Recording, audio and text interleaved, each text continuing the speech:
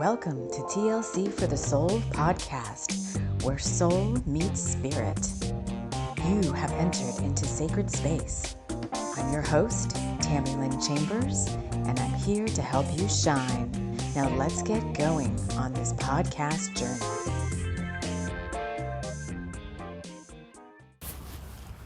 Hello, friends. Hello, and welcome to Dream Lab 2021 Into the Sea. This is a timeless little mini workshop thing, but it is running in conjunction with our Wolf Quest 2021. So if you're new to the podcast, welcome. I invite you to settle in, see how you like it here at the TLC for the Soul family. If you're a returning listener, then welcome back, podcast family. Welcome back. I hope if you are indulging in wolf quests. Oh my God, there's so many different birds here. There's like cranes, okay, I'm not going to go there, but there's like all the birds here are like nesting, roosting or whatever. So some little blue cranes just flew by me, and I'm at a different location today. So let's get settled in and I'll share with you what's been going on.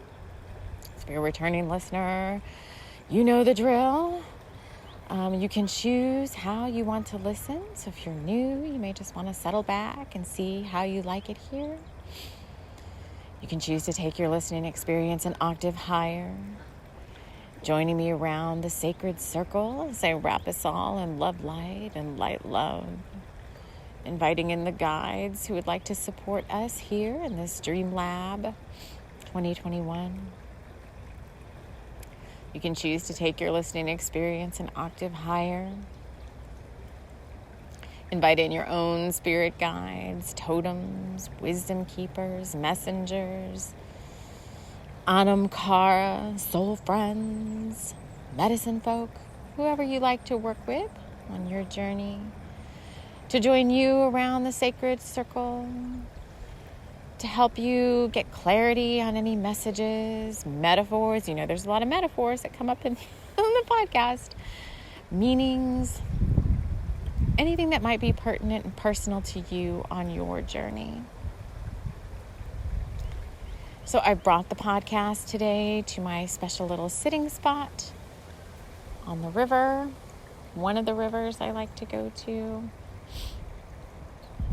This one today is, I came earlier in the week and it was very still.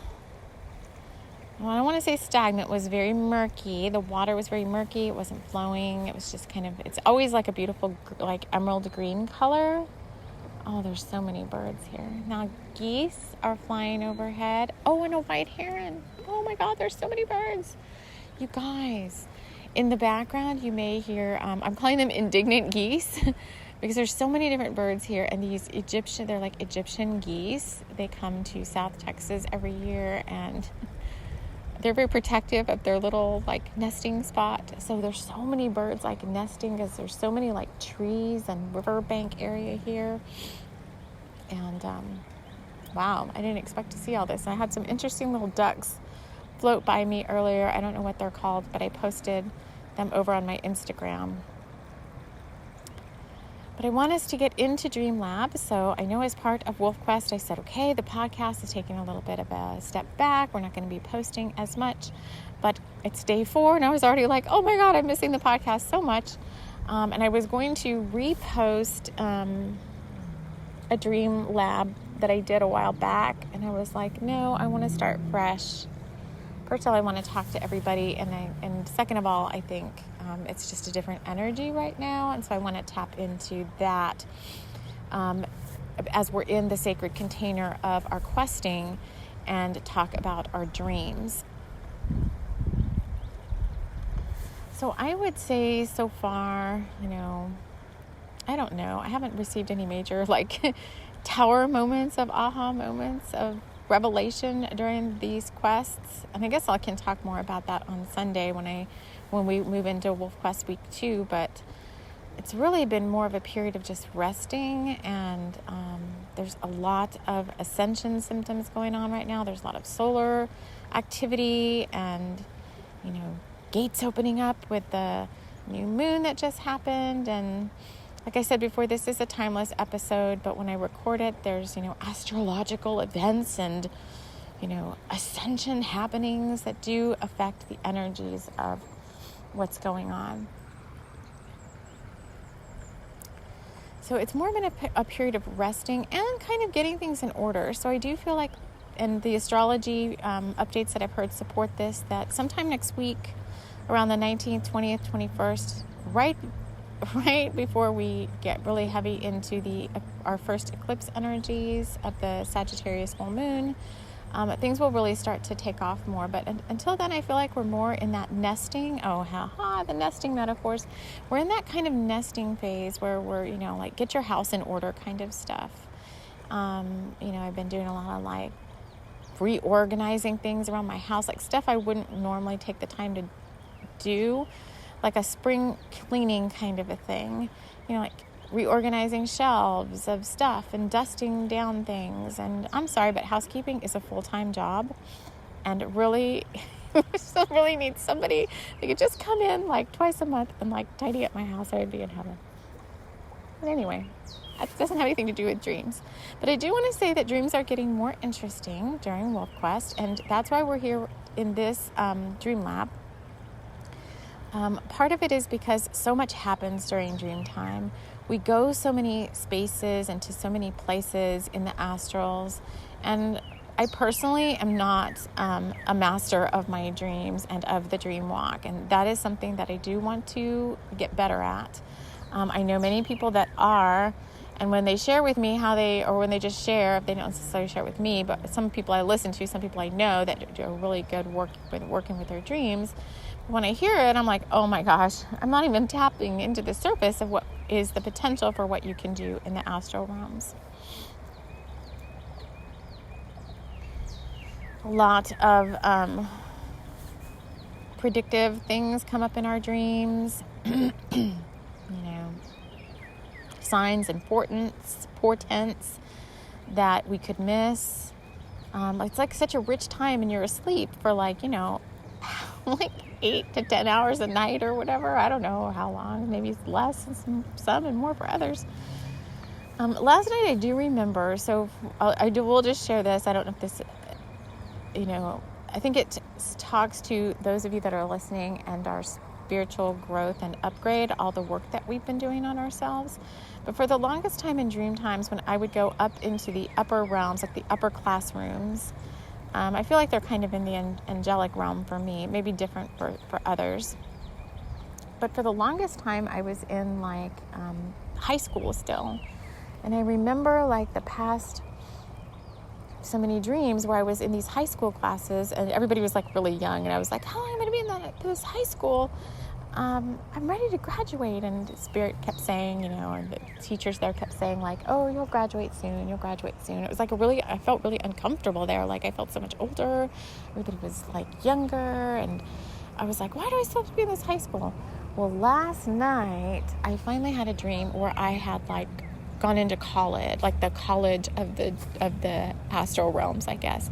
And I was in college classes. So it is really like a classroom. It looks like a classroom to me. And I was in these different classes, and one of them was like a short story class, or like a class for writers. And I remember being really excited because, and there's people around, so you may hear people talking, but I remember being really excited because there was a man sitting behind me we were in desks or whatever, and I remember seeing like the topic of the class on paper in front of me said something like short stories. And I turned around, and the guy behind me was like, oh, I'm so excited to be here. I'm an author. I'm published. I'm this, that, and the other. And I was like, yes, I'm with some of my tribe. So I felt like a really fun classroom. And I was like, oh, yay. Finally, I've like moved up in terms of, I don't know what it is, spiritual growth, mastery. I don't know. But I was really excited to be more in collegiate style classes up there. So I want to, and I can already know, here's another one of these little birds. Oh, a different kind of heron. I already kind of know one of the guides that's coming in for this dream lab, and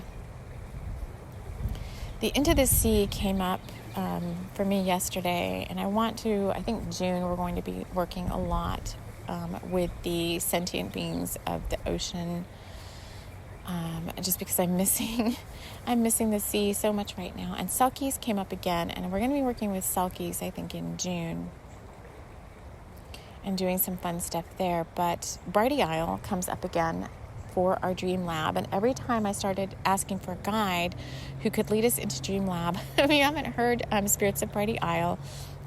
I'm going to go check that out, but it's the name, it's the guide, it's like the leader of the Spirits of Brighty Isle. They're like main person, he's like a fairy guide.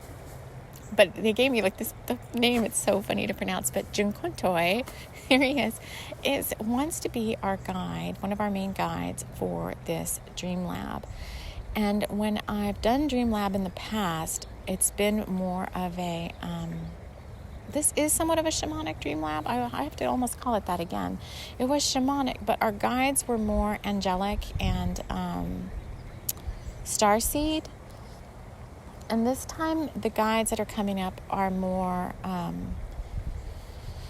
feels more water-based.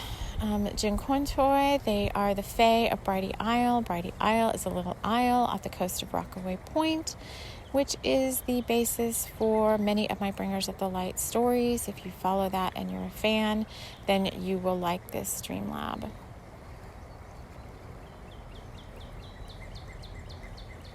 There's so many ducks and birds floating around in front of me, and I just have totally lost my train of thought. They're like floating by and flying by, and they're like capturing my attention. And that's kind of how it feels when you go into the astrals. Like there's a lot that captures your attention. And so I want to get us set up, because I think we definitely can start. As soon as you listen to this, you can start. But I'd like the guides that are here to help us understand like what we should be focusing on, as I'm just going to call myself like a newbie dreamwalker. And for all of us newbie dreamwalkers, like what do we need to focus on? What do we do to prepare ourselves to have not a really good time in the astrals, but there's so many different things that can catch our attention, and how do we navigate those spaces? And then coming out of the dream walk, like how do we retain what we've seen and learn there? Because that's, I know that's a challenge for me, and I am dedicating myself to getting better at it. I was getting really good at it at one point, and then I kind of let it slip away. And I practice, obviously they're saying, is one of the big keys, is to continue to practice. So we have Jun Kwon-Choi, so he is a shamanic fae guide from Brighty Isle. You can work with him. This is our team coming in. We also have, I have a spirit guide from my list of spirit guides. I'm going to share with you the ones that really worked well for me in the past, because I did get to a point about maybe 3 or 4 years ago where I was really good at recalling my dreams and writing them down and all that. But I was working very closely with 2 of my guides. One of them is a lake naiad. So he is like a spirit of a particular lake. His name is Troan, Troan, Troan. And whenever I connect with him, I just get a beautiful like feeling of like sensual, like watery feeling energy. And he is a dream guide, and he's really good at helping with dream recall. So when I would invite him into the astrals with me and ask him to dream walk with me, whenever I came back out of the dream, he always was helpful. Like he would go with me, so he would see what I was seeing, and he was always very helpful at helping me remember what I saw there and helping me like understand, the metaphors and all that. Because again, here we are with metaphors. So Troan and Jinkuntoi coming in. So we have a shamanic fae, we have a lake naiad, and the Selkie is, we're just going to start working with the Selkie right now. Let me ask her if there's a name she wants us to call her. Okay, I don't know. She wants us to call her Dartmoor. That's a place too, but okay, Dartmoor. Maybe that's kind of where she hangs out. Dartmoor is like, in the UK somewhere, right? So Dartmoor. And I do have a Selkie as part of my team. There's some of them, honestly, I have all their names somewhere, but some of them don't want me to share like the name that was given to me because they're energetically bound to me.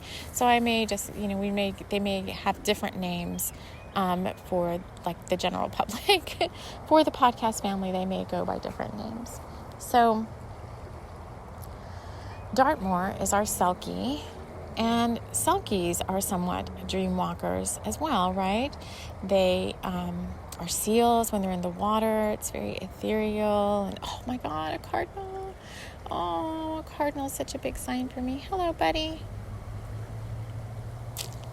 The male cardinal just showed up. Okay, anyway. Selkies, right, in the water. It's all dreamy in the water. And then when they come out of the ocean, they shed their little seal skin and they live their little mortal life. So we're going to use Dartmoor too as part of our team. And if there's anybody else that you'd like to call in, let me just check in if there's... Okay, so I have one more guide that would like to come in. So we've got 4 guides. You can add whoever you want. You can add angels or archangels to the team, whoever you feel comfortable with. But I do also have a Hawaiian Gargoyle coming in. He's a very protective... He's got smoldering magical being. He's a shapeshifter, so he is a... I don't think we've worked with him before. Let's see if I can find him. I like to read their little descriptions, so you guys, because I have all their descriptions written down. There's just so many. There's like 35. Okay, Hawaiian Gargoyle. This smoldering ancient Hawaiian entity carries deep Huna magic and protection. He loves doing ritual work and will enhance any magic or rituals you do with him. He sees himself as a guardian for you and will protect you in all ways. He has a deep sexual energy and is quite handsome with his deep skin, long black hair, and green eyes. He will only shift into gargoyle form to protect you while you are sleeping. So we can use him. Let's see what name he wants us to use. He's like, you can just call him the Gargoyle. Okay, so he's the Hawaiian Gargoyle, or you can call him the Huna Gargoyle, and he'll answer to that. So we have a Huna Gargoyle, we have a Lake Naiad, we have our Selkie, and we have Junquintoi. So Junquintoi, Trohan, Dartmoor, and Huna Gargoyle. Those are our guides for the Dream Lab. So you can add any of those into the mix, but they're saying they want us to first go into preparatory phase. So how do we want to prepare to lay down and get into that dream state? And one thing I know is very effective, and I don't know why I don't do it more often, but is to work with mugwort at dream time. The very first time that I experienced mugwort for sleep, I was at I don't really follow her as much as I used to, but I have all of her like Soul Lodge PDF classes, and I've been through all of her certification courses for shamanism or earth medicine. But Pixie Lighthorse, I went up to, I'm getting chills, maybe she's a dream. Maybe she's one of our guides. I went up to Soul Lodge, like her ranch, for an event one year. I stayed there for like a week. It was really fun. We camped out on her ranch. I love it there. It's so magical, but in teepee tents, and there was like 2 people to a tent. And they kind of like she kind of like intuitively matched you with someone, and I got like the perfect friend, like a perfect person I met there, who I haven't talked to in so long. I'm gonna have to reach out to her. I don't know if she listens. I think she's on Instagram, but anyway, beside the point. But Pixie put a little mugwort pillow, like just a little sachet of mugwort on our what is it? Like our tent, our cot thing, like we put sleeping bags on top of, and we would sleep there. And let me tell you the dreams I had with that mugwort. And So I do invite you to make a mugwort pillow. So if that means you have actual mugwort and you can use that dried or real, fresh off the little plant, and just put it in a little sachet and just dedicate it to your dreams. Or if you don't have the actual plant, then the next best thing would be like to get a little picture of some mugwort, maybe print a picture of some, just like Google it and find it and print it and put it under your pillow and make yourself, dedicate that mugwort, because you're working with the spirit essence of the plant. You don't necessarily have to have the physical plant in your possession. And dedicate that picture or that plant pillow, mugwort pillow, to your dream time.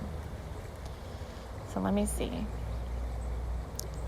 And of course, I think it goes without being said, but since we said we're newbie dreamwalkers, they're giving us like the newbie version. But try not to watch anything too harrowing before you go to bed, because these things do show up in your dream time because they get attached to your consciousness.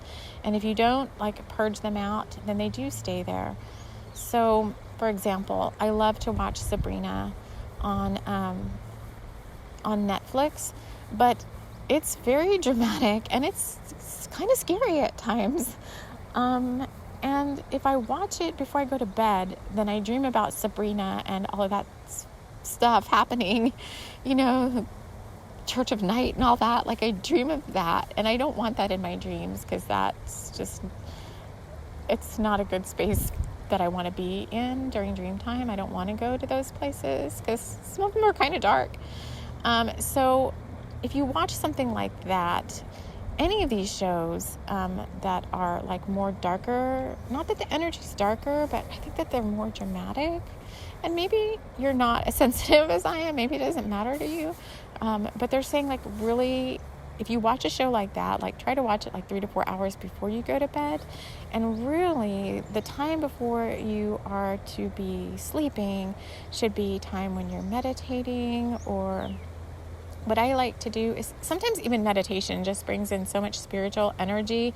The kind of meditation I like to do with Master Co, we are bringing in lots of spiritual energy, and sometimes even that is too much for before bed. But I like to just go on YouTube, and I have just a couple of healing practitioners that I really like to watch. So you find somebody that resonates with you. But I like to watch Luna Nate, and before because she has a darker themed thing, a darker themed atmosphere on her videos. She films with different lighting and stuff. So I like to watch her. I like to watch Neil Cooper, Reiki, just because he's very, very soothing. Him and his spirit guide that he works with for Reiki are just very, very soothing, very angelic energy. Let's see, can I give you one more?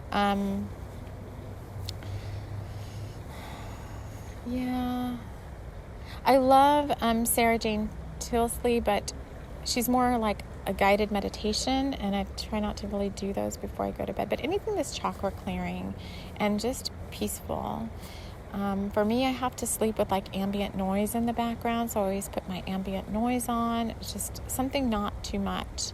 So when I'm winding down, I like to put on fire crackling by the ocean or fire crackling by a river or something, as on my YouTube. But even that's too active for going to sleep, because the popping of the fire and stuff wakes me up. So I just try to put something very even keeled, like flowing water or the ocean waves or something, because that's what works best for me. But really get your space set up. I like to burn a little incense, light a little candle before I go to bed. I have all the lights turned completely off. I try not to interact a lot with people. For me, I start winding down about 7 or 8 o'clock at night as dusk starts to happen. About 8 o'clock or so, I like to put on my pajamas. I go get in my bed, and I stay sitting in bed, and I just watch. I don't even watch shows. I just watch, healing videos. I do a lot of Reiki sessions and stuff before I go to sleep.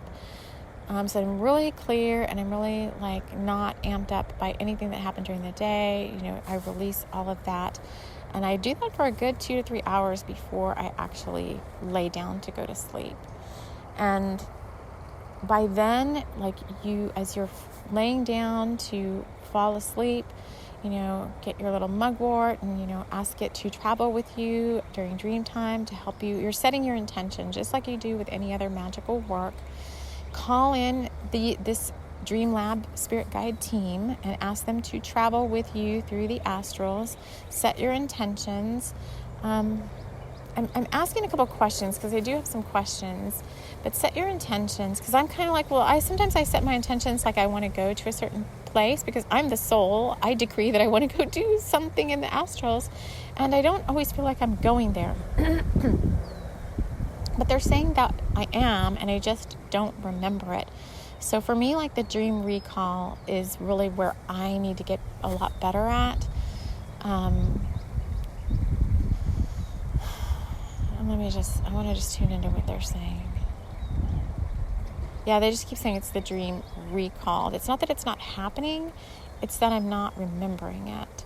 So really set your intention. Doesn't mean you have to write it down or anything. It's like I would just call in these guides, ask them to protect you, and, state where you'd like to go. Like this classroom, I kind of want to go back there in a way. Like, normally I don't like to be in class, but this particular classroom I went to the other night, I'm like, I'd like to see more of that. And there's different places I'd like to visit or things I'd like to do. So set your intention, ask these guides to travel with you during the astrals. Now, there's 2 areas they want to address, and then obviously they're going to send us off to practice, and next week we'll check in with session number 2 and see how we're doing. But the first one is the 2 things that come up the most are, number 1, you wake up in the middle of the night for whatever reason. Sometimes your guides are waking you up purposely because you have not spent enough time during your waking hours connecting with spirit and connecting with yourself and what you need. And oftentimes they'll pull you out of service work, because a lot of times you're going and you're doing service work. But they'll pull you out of service work to have you sit alone in your bed and get really clear on what's going on in your life. What do you want? You may be getting downloads, and it's time to unpack them and write them down. You may just be, uptight or upset about something going on, and they're giving you that time to heal and to clear out what's no longer serving you, because you've just been too busy and you've kind of been ignoring it. But what happens there is you could be coming out of an important dream, and they wake you up and they're saying, okay, that first thing you should do is write down what you remember. And for me, I'm saying, okay, it's fine. I've got my pen and paper, but a lot of times when you wake me up or I get wakened up by something else, like a sound or something outside, right away I come so fast down the silver cord from the astrals, and I get popped back into 3D reality that I forget what happened. And so I'm asking, and this happens in the morning too. In the morning, I get pulled up more slowly through the astral realms, but I sometimes can get a little stuck in the collective consciousness grid. And then I'll start hearing all of this, radio chatter of what's going on in the collective consciousness, and that makes me forget my dream. So those are the 2 conditions I'm asking them, like, how do we do that? How do we work there? So they're saying, when you get wakened up, close your eyes, ask these guides to come in and help you recall, and just set the intention that you're going to wake up slowly and allow the dream space that you've been in to kind of reform around you so that you're seeing it in your mind's eye. And then before you do anything else, either get your phone out and record what's just happened or write it down. So audio record what just happened if that's easier for you, like through your voice notes or whatever on your phone, if writing stuff down is doesn't work. or write it down in your dream journal, which you should have if you're following Wolf Quest, a brand new journal for the Wolf Quest work that you're doing, and you can add your dream lab stuff to that one, because a lot of it is you're going to start seeing the synchronicities between what you're finding in your questing and what you're getting in your dream time. And they're saying you have to practice. And I'm like, okay, how much practice do I need? They're like at least a month before of this practicing what we just talked about here, before you start noticing like, wow, I'm getting so much better at this, because this is just the beginning. Just the recall is just like the very first part. I mean, later what I'd like to get into is like mastering the dream walk, like being able to get in there in more of a lucid state and kind of interact more with what's going on there, rather than just like right now when I'm in my dreams, I feel like I am doing stuff, but I don't feel like me, the soul, is, maybe I am, but that's kind of like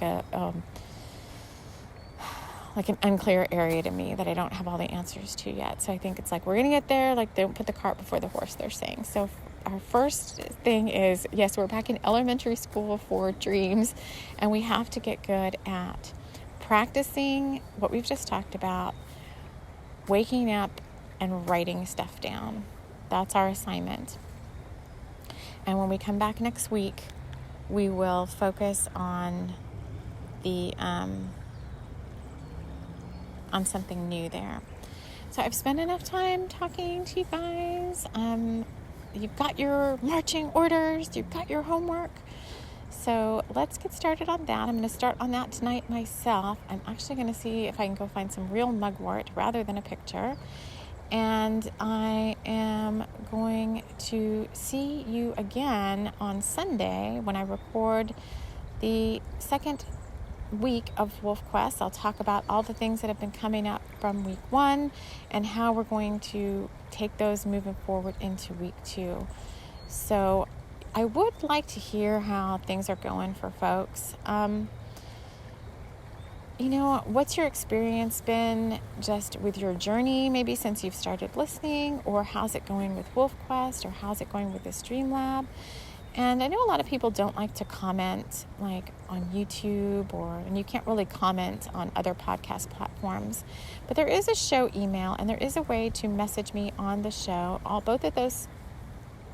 All that contact information is in the show notes. And if you email me and share your experience or whatever, I would like to start like reading people's experiences on the show. So you may get featured. And if you want to be anonymous or whatever, that's fine. It's not a big deal. We don't typically give out people's names, but I would like to start sharing people's experiences more as part of the family. Oh, yep. And a little fish just jumped out of the water when I said that. So, if you'd like to share, that's what we're here for. I may not be able to respond to everybody, but I would like to start bringing the community more into these episodes and sharing people's experiences, as well. So I want to thank you all so much for listening, and happy questing, happy dreaming, and we will see you all again in the next episode. Take care.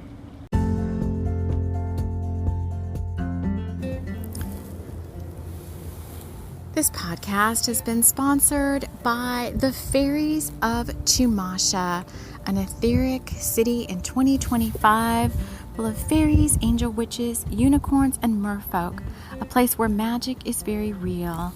The Fairies of Chumasha invite you to believe in your own magic, never give up on your dreams, and always strive to be the best that you can be. Don't ever give up on yourself, and just simply believe.